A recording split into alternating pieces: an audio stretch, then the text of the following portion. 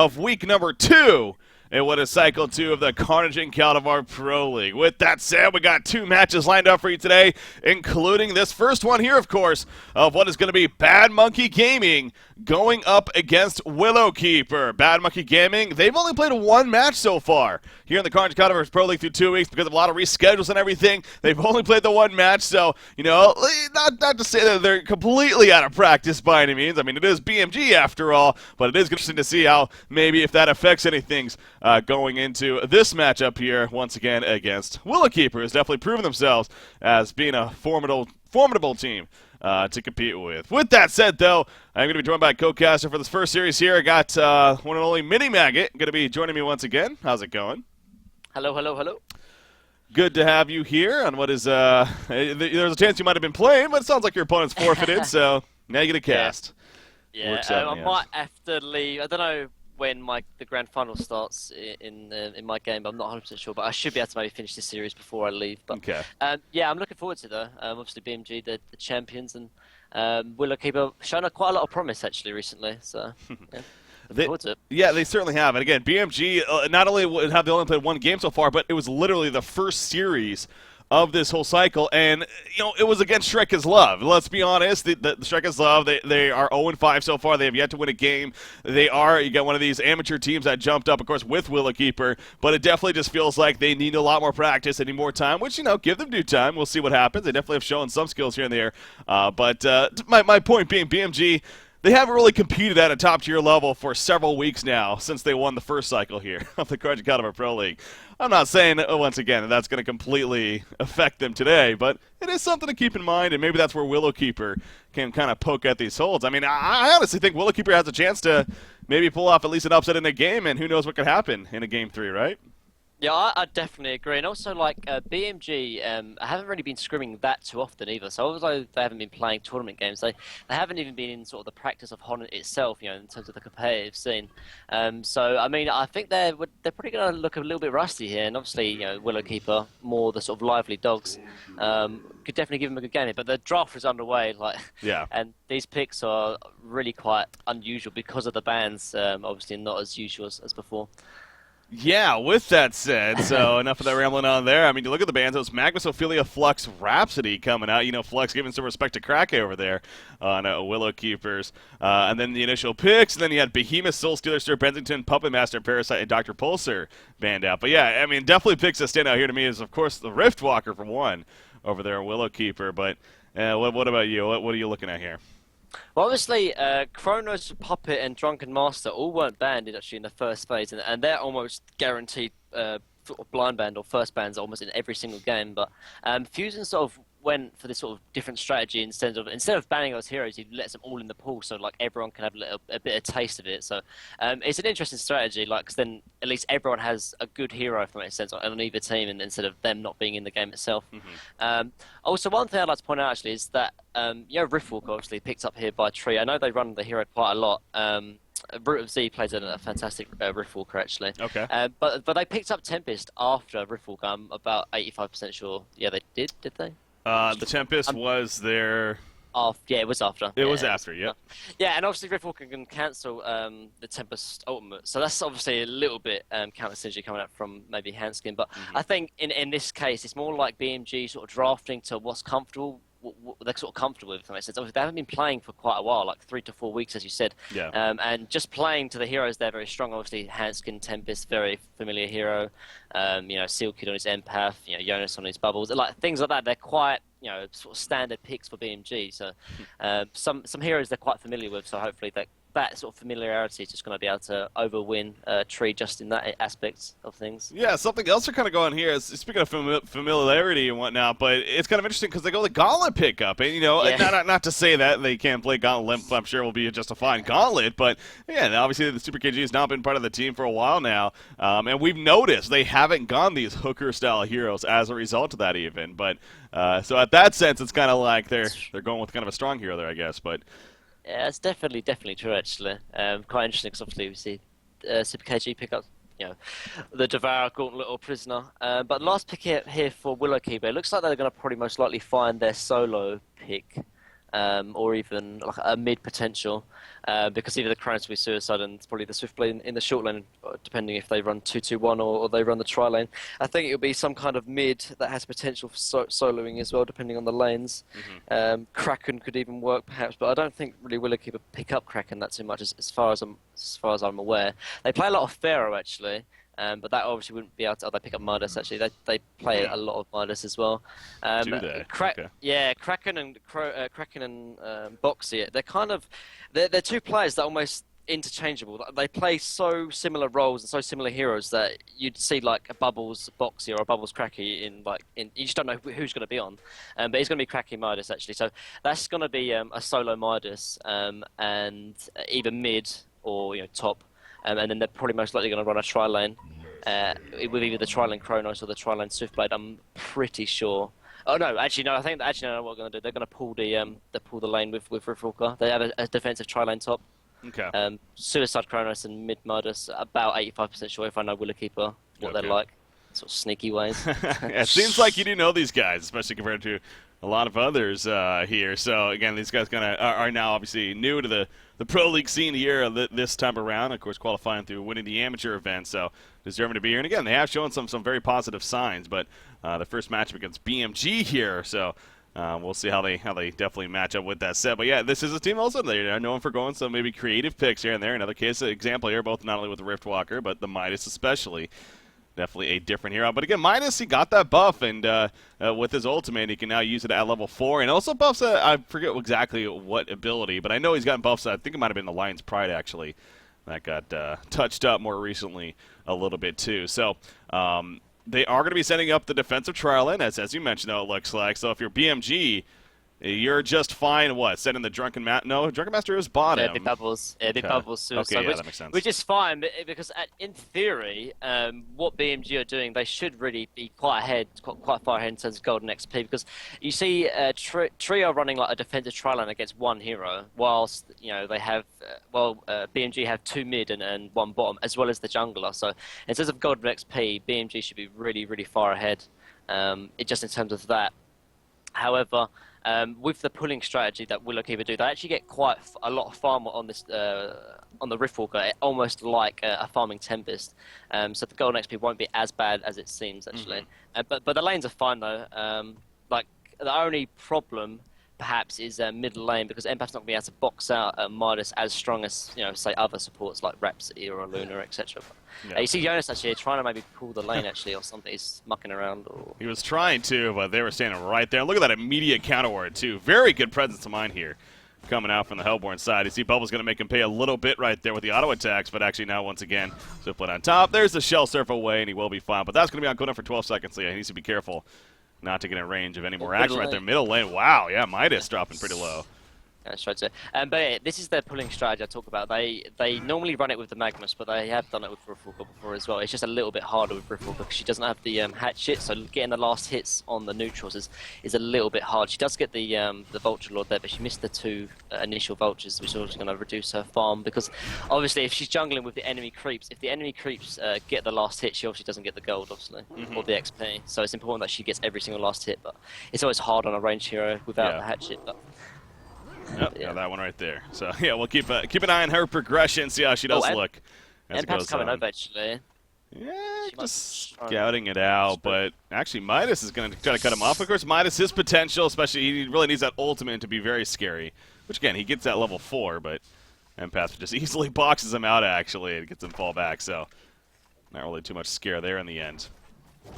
Coming out. But yeah, something that's kind of just hitting me. They, as kind of talking about other things, so well, the draft started off there, but they first picked this Bubbles over the Kronos, and yeah, they gave Kronos to Willowkeeper. So I mean, that's not something you would see all the time. I think you're definitely right, but I think it goes back to the point about BMG sort of picking the heroes they're quite familiar on. And obviously Kronos is always banned, and so Jonas Van doesn't have the opportunity to play Kronos, whereas Boxy, he plays this hero like almost every single game in TMM. He's a cancer Kronos pick pretty much, but and so I think that actually comes back to the familiarity sort of hero picks in a sense. Yeah. But at the same time, though, I think the hero's so strong, it's kind of hard not to pick up even if you are the first pick as Legion. But we'll see how this works out. The golden XP is kind of sort of even because of this pulling a Riftwalker. Actually, she's like 270. She's actually farming faster than this Tempest. Yeah. It's quite interesting to know. So far, yeah.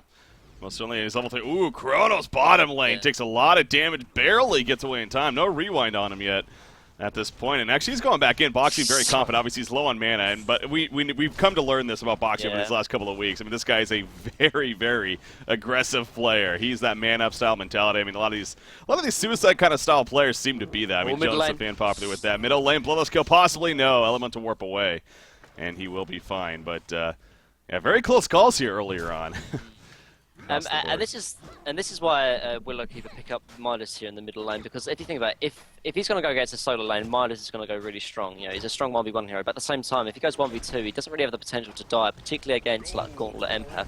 And so the kills here are going to be quite few and scarce, particularly in the laning phase, because Kronos is obviously hard to kill, Midas hard to kill, and the only sort of easy hero kills in the top lane, but it's only one hero here in the bubble. So unless a misplay happens in either like mid, top, or bottom, there'll be like almost no kills until like the mid game starts happening, really. Yeah. Oh, Riftwalker, geez, she got low right there with the Wolf Commander pack, but in the end, she is going to survive. I was going to say that, I mean, we are seeing her potential. I mean, she just hit level 5 right there, as actually middle lane Midas again going to be locked out. Wall comes out, the Elemental Warp, though he goes over the ledge, he is going to be fine, but he's constantly taking a lot of pressure right there. But yeah, her AoE with the Rift Burn especially, it's doing a lot of work here to assist in the farm. Yeah, and obviously, like, I don't know if this is sort of telling, you know, Willowkeeper's strategies, but I know they play obviously the Magnus and the Riftwalker, and we've seen CiC Esports, you know, with Slapped play the farming jungle behemoth, but the one thing that CiC didn't have compared to Willowkeeper is actually when the creeps die, Behemoth doesn't really have the opportunity to really farm the neutrals by himself, because obviously he doesn't have the AoE potential, whereas Willowkeeper, they run Magnus and Riftwalker, and obviously Riftwalker with the Rift Burn and Magnus with the eruption, not eruption, you know, when you hit something and Volcanic touch, AoE. Yeah, that's it. And after the creep wave sort of gone, you can still sort of jungle with it, even without the creep wave itself. Yeah. And that just ensures even more golden XP coming out from the secondary support. Whereas CiC obviously probably didn't run the strategy as much as say Willowkeeper, and as a result, you know, failed somewhat to an extent in terms of the pulling strategy. Whereas Willowkeeper know it almost inside out because they almost invented it. If that makes sense. So. they're comfortable with it. Speaking of that comfort factor, so. Now, I also find it interesting, again, getting the bottle here on Riftwalker. Now, top lane, Bubbles and Torture are going at it. Both get very low. So another case of that. And we're 5 minutes in. I mean, there's no bloodless kill yet, but there's been 5 situations, it feels like, at least, that could have been a bloodless kill at this time. But, yeah, Bubbles, I mean, he's doing all right. He's level 4. He's 12-1 here at the top lane, so... Yeah, because pretty much, although there is almost a tri-lane top, he is kind of... Oh, he might be in trouble here, actually. Yep, there you go. Out comes a Bloodlust, and Riftwalker all of a sudden level 6. Again, we're seeing this potential. This is very impressive by Willowkeeper. I'll put it that way. And I got to think BMG is really thrown off guard as well. Oh, definitely. And I'm not, like I talked about before, like if you're the top team and you start getting behind, although yeah, of course you're the top team and you should win, you have so much more pressure because you should win. You're like meant to win, and so that, you know, the confidence issues, or even, you know, just kind of feeling nervous in its sort of sense. Oh, bottom lane, Kronos, he should be fine. Yeah, he's level 6 as well. Sure. Yeah. He's gonna get a double damage present right there. He's gonna leap away, and yeah, fine.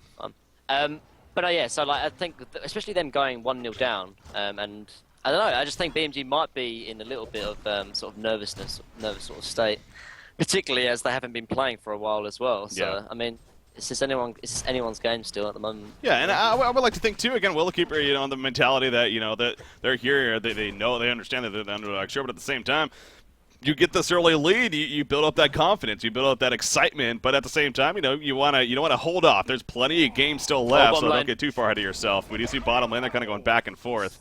But yeah, once again, no kill's going to be happening, but that double damage Kronos, he is scary. Yeah, I was just wondering if he was going to take out the Fuzi. Talking about bottom lane though, I've mentioned, like, oh, he's going in again actually. Is he? Yeah, misses. Yeah. Yeah, going back to the bottom lane though, Box is actually beating this Fuzi 1v1, which I think the lane should go somewhat even, although I know he isn't beating him by that much, but this just goes back to Boxy being an extremely talented individual skill player actually. I've mentioned it before, but I think I think he was having a few internet issues the last time we've seen him play, actually, but I think that's all sorted. Oh, top lane. Fools again. Yeah, I mean, he just simply got caught. He got caught in the Swift Flashes, all 3 hits on him, and immediately died shortly after. Riftwalker assisted with the Rift Burn right there.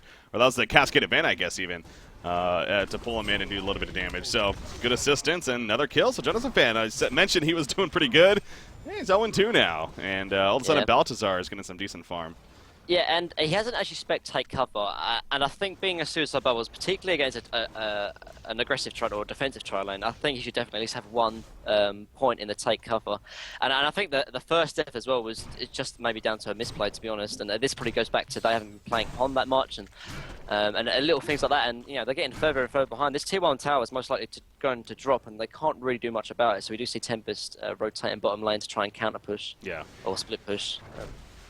Now, with this said, I mean, Gauntlet is the top farm of the game. We can't overlook that. Gauntlet's level 6. He's the top farm of the game. 354 gold per minute is Limp here. Obviously, he's getting a lot of build-up. In fact, he just finished a full power supply there. But probably going to be next in line is that portal key. So, yes, it is a solid start here for Willowkeeper. But, again, we got to look at where BMG is at as well. And this Gauntlet most certainly has a lot of targets here that are pretty vulnerable to him just bursting down quickly at this early stage. So I would expect Limp maybe to be a little more active, obviously, especially once it gets that portal key. But maybe look for ganks here in the near future. Speaking of ganks, actually, look at this. Here comes Midas. He runs into Tempest. Now, he's not going to get the transmute off, actually. He finally does with the Lion's Pride and the Golden Salvo. But now he's in trouble as here comes Gauntlet. Can he land the hook? It's a question. Yes, he can. The Elemental Warp was in cast, and it does not work out. But meanwhile, in the background, Chronosphere is down. Drunken Master being locked down. He lunges away. He's going to stagger, but no, the time loop comes out, gets the kill. But now Riftwalker has his wormhole still. Wonder if he's going to look for an opportunity to maybe go for a turn here, but there's not much mana left over all across the board. Torture, in fact, out of mana completely. We do see Riftwalker. He was going to get cut off by Empath. And actually, they're doing a little bit of a split here, trying to go for multiple kills, and it might end up paying off. Yep, there's a Kelfield coming out. Fusion already fallen, and Riftwalker most likely going to follow the wormhole. He's going for a big turn. Oh, he gets the wormhole off. There's 2. There is 3 kills. What a turnaround for Runase. The hat trick comes out. And he's going to live. That has to be one of the biggest plays we have seen in a long time. Oh my God. Wow. That just happened. Riftwalker is going to be the new top played hero after that just happened. Holy crap. Wow. I mean, I said Root of Sea plays a fantastic Riftwalker, but never have I seen plays like that being done before. Oh my, that man-up was absolutely insane. Wow. Just... my hat goes off to him. Wow. That is easily one of the biggest plays we have seen in a long time in the competitive scene, man. I mean, talk about just the presence of mind. I mean, I kind of saw it coming, but yeah, Drunken Master actually going to be caught out here. He has a haste. No, barely auto attack. Oh, the miss on the uphill. I think it still might not have been enough as he was using the bottle charges, but Limp luckily getting the haste rune just before to get away. But yeah, I mean, again, the big picture, obviously that was huge for Willowkeeper. As it's not ending though, Midas is going to be picked off, and right there. So BMG basically saying, you know what, that was fancy and all, that was great, but we still got momentum ourselves. And you could argue, I mean, yeah, sure, Tree probably won that fight overall in the end, but BMG did quite a bit earlier on. Oh, definitely. But I mean, Tree only won that team fight solely because of that Riftwalker they obviously was out. They're going mid lane actually. They might be trying to defend or set something up, perhaps. She does have Wormhole. That's a short cooldown, man. It's only 90 seconds. She's going to use it right here. This Wormhole comes in. The chain reactions. Down goes 1. Down goes 2. This Riftwalker, the levels on her is the biggest deal right now. She is level 10. Oh, gosh. Wow. Just these two, they're so far ahead already, and this simply because of this Riftwalker, seriously. And they're most likely going to take this tier 1 mid as well. Like, I'm almost certain that BMG are definitely quaking in their boots right now. Like, they are definitely the favourites beforehand, but now the pressure's definitely on. They are counter pushing bottom, but Kronos is sort of rotating over. He might even try and set something up maybe on the tier 1 or even the tier 2. They're going in, the TP in. Here we go. 2 TPs coming in. Chronos coming in as well. He has a Chronosphere. He wants to wait for the angle probably there. There, he gets it off. Now Tempest gets his ultimate off though. And chain reactions finally come out a little later though. Kelfield's going to hit. Chronos, he's dropping low. Can he get away in time? No, he cannot. The spin though for Swiftblade. Here comes Midas. They get 2 kills. They're going for a third on the call. The transmute comes out. The Swift Slash is bouncing around. Empath takes some good hits right there. But now she jumps inside Gauntlet. They need to run away. You do see Drunken Master was thinking about going back in. They might actually still go for it. The hook is going to miss right there. And Drunken Master, as a result, going to just just hold off from pushing into it. So a little bit of back and forth there between the teams. But, I mean, Swiftblade, he's level 10 now himself. And you look at his farm, 400 gold per minute all of a sudden for Baltazar. Yeah, and I think Willowkeeper won that fight again. Yeah, they lost Kronos and they lost their tier 1, but beforehand they took the mid tower and they got 2 return kills on the Tempest and Bubbles. And one thing I'd like to point out actually is that Legion, obviously, these 2 drafts or 2 strategy are quite different. You see, Legion draft, pick up, the strong team fight, and they've got the push with the Tempest. They're going to get the portal key on the Gauntlet and just try and take team fights. But now they're actually like around 4k gold and 4k experience down, and those sort of taking the team fights, it's not going to be as easy. It's particularly with the the strong team fight that Willowkeeper have as well, like with the Kronos and the Riftwalker. And so the strategy of, they're going in top lane. Yeah, Bubbles, does he have a take cover yet? He does not. I mean, even if he did, probably still dead, but yeah. Riftwalker, again, I made the point earlier, especially now, I mean, her level, this is she's not like a Dampier or like a Gauntlet or Pebbles by any means, I don't think, but as far as her having this level of advantage, her skill set definitely allows her to do some great damage sooner than later, and we are seeing that potential come out here. Actually, it's level 11. She's landed these wormholes too. I mean, you can see the wormhole where it's going, can't you? I thought you could as the enemy. No, you can't. Or you can. Okay, I thought for some reason you could, so I'm just kind of sitting here wondering, like, why is BMG simply not reacting to it? But that makes a little more sense then, if that's the case. Yeah, but honestly, I still can't go back to like this Root of Z player. Like, he's the same level as the hard carry on Swiftblade. He's out leveling everyone on BMG, and that simply goes back to just insanely good plays. Simply, like sometimes we see like hero compositions, win a lane or but then it also goes back to like the individual skill of the player as well. Like, you could be, I don't know, like a Drunken Master. He's a strong laner, of course, but like he could still lose to a weak laner depending on individual skill. Obviously, Riftwalker wasn't laning, but the same sort of sense, like the individual skill here is what's pushing this hero to the limits. And obviously, Root of Z knows exactly how to play this hero, as we've seen already. So. Well, again, so I'm all for the hype train and everything, and it's fun to watch. It certainly is, but this is BMG after all. You talk about these top teams. There's one of the bigger reasons they're in the spots of being the top team. We talk about a Stay Green all the time, is because, I mean, they've been behind. They've been behind before, but they've persevered. They have that mentality state of like, a game is never over until the concede or the shrine is destroyed. So, and this is not by any means an unmanageable comeback. I mean, it's still very early on, and they still have plenty going for themselves, including the portal key on Gauntlet. So, again, I look back at Willowkeeper, and like I said, which they haven't so far. I mean, don't let the hype get to you too much, but they've been playing well. But this, if anything, is turning out to be just overall a very good game between these two teams. Yeah. But the only reason why I obviously sort of somewhat hyping the Willowkeeper up is because the strategy that Legion have now is they go for the team fight and the pushing style, but with Hellborn with this advantage, the pushing potential is not really that much in terms of BMG, because if they start pushing, Hellborn can just react and almost win the team fight single-handed because of this lead they've already got. Yeah. And because when you run like a pushing lineup, you need to be ahead early on, because otherwise this happens. Like, you see, they've got one tower in the first 15 minutes, and they've run this sort of team fight push strategy. Like, back when BMG, Stay Green were up, they'd sort of take almost all the tier 1 towers down by 15 to 20 minutes, or like even pushing into the racks by like 25 minutes. And the reason why they're sort of not doing it now is because they're really far behind, like simply as, because if they start pushing, which is what they're meant to do because that's their sort of lineup and their draft, Hellborn will just react to it, and as they're so far ahead, they're most likely gonna top lane actually. They're going to Kronos. Yeah, here we go. Look at that rewind though. Yeah, that's one of the reasons why this hero is a strong hero. RNG seems to be in his favor more so than not, but we got Drunken Master. He's in Invis room, but he is by himself currently.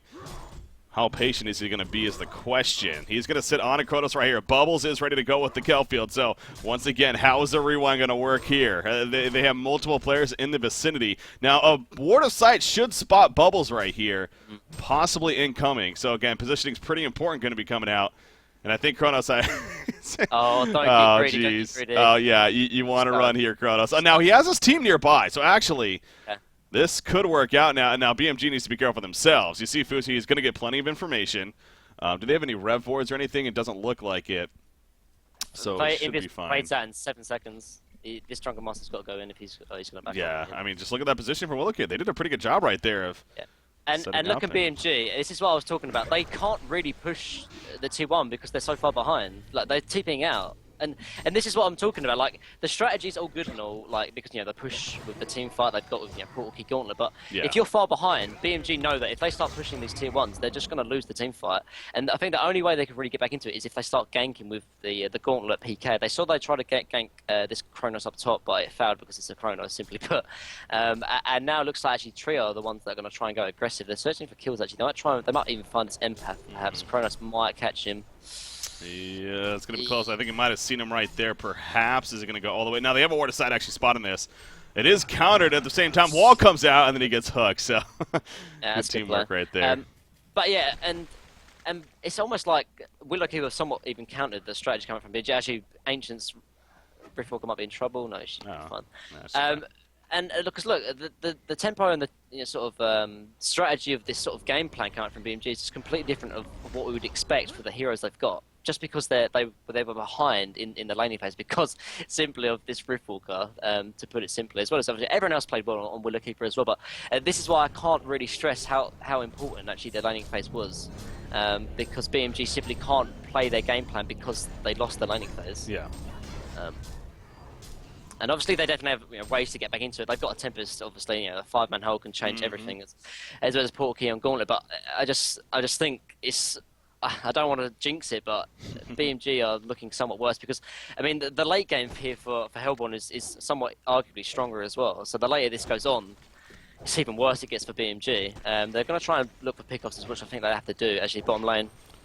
Yeah, they are going to jump onto Riftwalker right here. Big grapple back. That was quite the distance right here, and that was pretty important. Oh, no, Chris for the last second. However, the Meteor is going to take down Riftwalker, but they might at least get a couple of counter kills. They definitely should. In comes a Transmute. That's going to do extra locked in on the Gauntlet. Yeah, he has to stand his ground. So sure, they get the Riftwalker kill, but good turnaround. And that was actually worse for BMG because they obviously got the 2 return kills, particularly of the Gauntlet, the hero you want, or BMG want to get them back into the game. And BMG did the right thing there. They need to get these kills if they want to get back into the game. But I think those kind of kills, you need to have 5 people because, like, Willowkeeper, they're not a bad team. They're going to have TPs. And if you're ganking near a tower, they're going to instantly TP. And as a result, get the return kill. And they might even get a tower out of this as well. And this is what I was saying. Yeah, I know BMG are the strongest team at the moment, but if you go behind with a sort of team fight and pushing lineup, then it's going to be so bad for them. Because look at the golden XP now. Like as long as Willowkeeper play the way they're playing and they don't throw they definitely have the potential to do. We've seen them do it. Trust me, yeah, I want exactly. That's I didn't want to bring it up, but since you kind of did right there, I don't want to play. I am going to play devil's advocate. Yes, exactly. They have shown that they can throw. They haven't made the best decisions down the lane. I mean, both it was against Reason Gaming, I believe, even against CiC Esports. They've definitely had good spots at The Last of Us. Remember that series? So, not to get too far ahead of ourselves, but again, that's where it is in the back of your mind. But hopefully in the back of their mind too, and thus making them play even better. And making their decision-making that much better. But Kronos, I mean, yeah, he's another 2,100 gold saved up here, so he's obviously going to start to get to his shining moment. I assume he's going to go straight into the Resto Stone here. I don't think they need really that carry potential. They got Swiftblade for that, so. Yeah, definitely, and that would even increase the team fight potential coming from Willowkeeper like 3-fold, and that's the sort of forte that Legion want to sort of go on. They obviously picked their drafts. As we mentioned before, the Legion has a strong team fight, and when Kronos picks up like a Resto Stone, then the team fight coming out from Hellborn is going to be stronger, and so that's going to limit what Legion can do even further.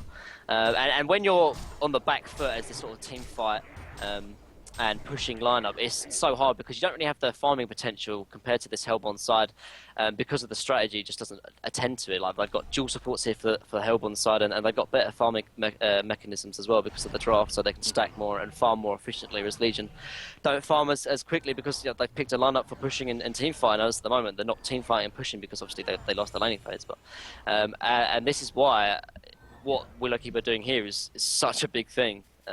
And obviously can't be understated. But like we said before, that this game is definitely not over because of what Willowkeeper could do. Yeah, I like what we're saying that because of what Willowkeeper can do. No, it's Yeah. more so even what BMG can do. I mean, yeah, Bubbles, he's not at the best spot yet. 2-6-1, obviously for Jonas Savan, that's definitely not helping things. He doesn't have his portal key yet, and actually, I was going to argue. I mean, you are going up against a Chronos, especially. So play with that spin. Do you think Bubbles? Top lane. Yeah, here we go. The cat's gonna be there's the wormhole as Chronos goes in. The Chronosphere just on the outskirts. The Transmute comes out. They get the one gun of Drunken Master. They get the two on a Gauntlet. And the team fight comes through. Swiftblade is chasing. He doesn't have Swift Slashes, but he has a spin to get out of that kill field. He is chasing the bubbles. Tempest trying to take the damage, if anything. And in fact, they may go for a turn. Yeah, he does have his ultimate. He needs to be careful. Oh, the team support's coming in. Midas with the transmute. It goes off, and Tempest now. He's going to end up falling right here. The wall at the last second. That's what I was saying. I saw them coming on the minimap, but obviously that ended badly for them. And look where Willowkeeper are right now. Like, I mean, I'm really glad Willowkeeper doing well because they're a close team and stuff. But BMG, like I sort of said and mentioned the cast that they don't really have the potential to team fight, particularly in S5. And Willowkeeper have capitalised on BMG mistake, which is something they rarely do. Obviously, we talk about BMG or Staker, and there's a concede already. Like, wow. Willowkeeper just 23-minute conceded BMG. You know, again, innovation. That's what we talk about, especially if you're going to be a newer team on the... Again, this isn't a brand new team by any means, in the sense that they're newer to the top-tier level of competition. Bringing that innovation will definitely help. If you just try to play the same game as these players have been playing for the longest time, then yes, you're probably going to be outmatched. So clearly Willowkeeper are a fan of this innovation, and it paid off here in game number 1, to say the least, against BMG.